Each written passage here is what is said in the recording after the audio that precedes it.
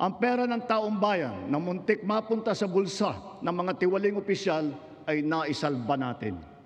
At sa halip na magamit natin ay nagamit natin sa mabuti at para sa tunay na kapakanan ng mamamayan.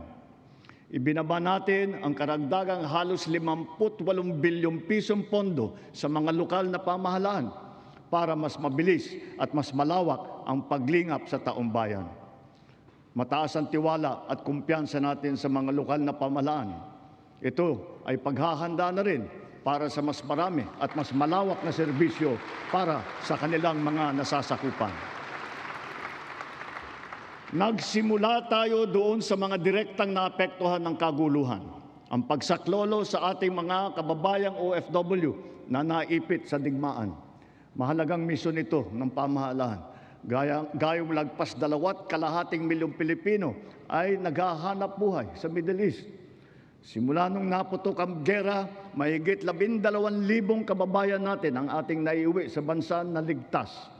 Mahigit 140,000 OFW naman ang ating nabigyan ng sari-saring tulong sa gitna ng kaguluhan sa Middle East.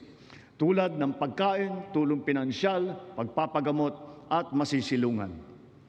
Pag-uwi sa Pilipinas, sila ay ating tinulungan upang makapagsimula muli sa pagpahanap buhay sa pamamagitan ng Action Fund at OWA Kabuhayan Program.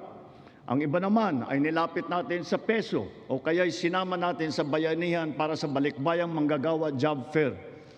Samantalang ang iba ay tinulungan natin makapaghanap buhay muli sa ibang bansa. Bukod sa kanila, ang mga magbabalik natin mga gurong OFW ay papasok na sa mga public school natin kung saan sila ay higit na kinakailangan. Dahil dito sa Pilipinas, sila ang ma'am at saka ang sir. Patuloy ang ating ugnayan sa iba't ibang bansa at ang suporta natin sa mga OFW para sa kanilang kaligtasan. Lalo na at may mga kababayan tayong nasawi o hanggang ngayon ay nawawala sa Middle East. Pangalawa, bunga ng ating magandang ugnayan sa iba't ibang bansa. Natiyak nating sapat ang supply ng langis para sa ating pangangailangan. Sa kabila ng pagsara ng Strait of Hormuz ay nagawa natin makabili at makapag-angkat mula sa ibang pagkukunang bansa tulad ng Japan, South Korea, Oman, India, maging sa Russia, pati na sa China. Dahil sa mga ito, natiyak natin na sapat ang supply ng bansa na tatagal hanggang halos 2 buwan. Nakipag-usap din tayo sa Iran para sa kaligtasan ng ating libo-libong mga kababayang tripulante na nasa Strait of Hormuz. Sa kooperasyon ng ating mga kumpanya ng langis, hindi naging biglaan ang pagtaas ng presyo ng petrolyo, kundi paunti-unti sa loob ng 1 linggo. Ito ay para naman maging magaang sa ating nahihirapang mga consumer.